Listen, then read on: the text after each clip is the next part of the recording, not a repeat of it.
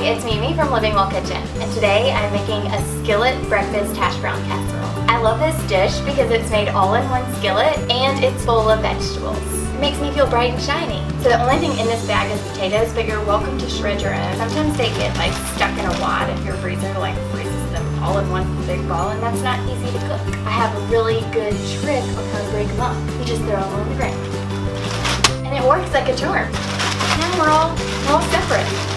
And it'll be so easy to cook. Start by cooking your hash browns.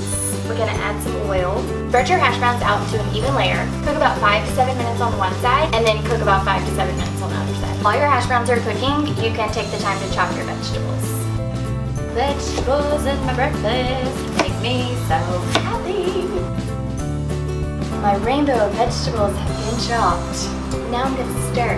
You don't have to get your hash browns crispy like you would if you were going to Waffle House. You just don't want to like put them all together frozen. We're just trying to get them cooked and a little extra crispy. So we're going to stir together the milk and the eggs in the measuring cup. That's one less dish to wash. When your hash browns are lightly golden, transfer a spoonful at a time to the egg and milk mixture.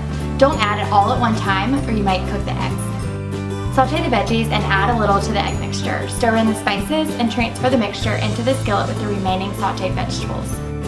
Stir in half of the cheese and bake in a preheated oven. Sprinkle with remaining cheese and bake until the cheese is bubbly and the casserole is cooked through. Remove from the oven and let sit about 5 minutes.